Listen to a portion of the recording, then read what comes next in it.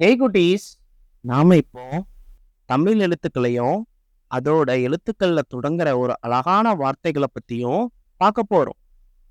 முதல்ல உயிரெழுத்துக்கள் என்னலாம்னு ஒரு தடவை பார்த்துடலாமா? அ, ஆ, இ, ஈ, ஓ, ஊ, ஏ, ஏ, ஐ, ஓ, ஓ, ஔ.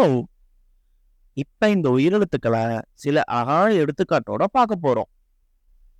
அ, அம்மா, அன்பளிப்பு, அம்மி, அறுவடை. ஆ, ஆடல், ஆலமரம், ஆமை, ஆந்தை. ஈ, இதயம், இரும்பு, இலை, இன்பம். ஈ, ஈசல், ஈரம், ஈச்சமரம், ஈட்டி. ஊ, உரம், உழவர், உரல், உண்டியல். ஊ, ஊஞ்சல், ஊது, ஊறுகாய், ஊதா.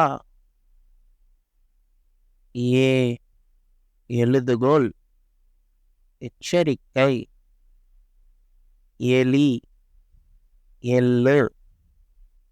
ஏ, ஏனி, ஏனி மரம், ஏர், ஏலக்காய். ஐ, ஐந்து, ஐயம், ஐங்கோணம், ஐம்புலன். ஒ, ஒன்று, ஒட்டகச் சிவிங்கி, ஒட்டகம், ஒற்றுமை.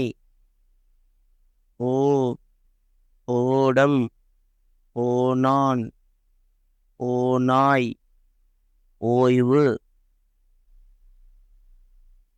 ஔ, ஔவையார், ஓவியம், ஔடும்பரம், ஔடதம்.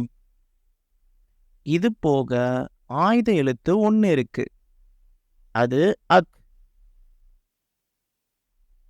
இதோட எடுத்துக்காட்டுகளையும் பார்த்துடலாமா? வெக்காமை, வெக்கல், அக்கம், எக்கு. இப்போ நாம தமிழ் எழுத்துக்களையும் அதுக்கான சில எடுத்துக்காட்டுகளையும் பார்த்துருந்தோம். இந்த எழுத்துக்கள் எல்லாம் நீங்க புரிஞ்சுக்கிட்டீங்கன்னா தமிழ்ல உள்ள பல வார்த்தைகளை சரியா எழுதவும் உச்சரிக்கவும் உங்களால முடியும்.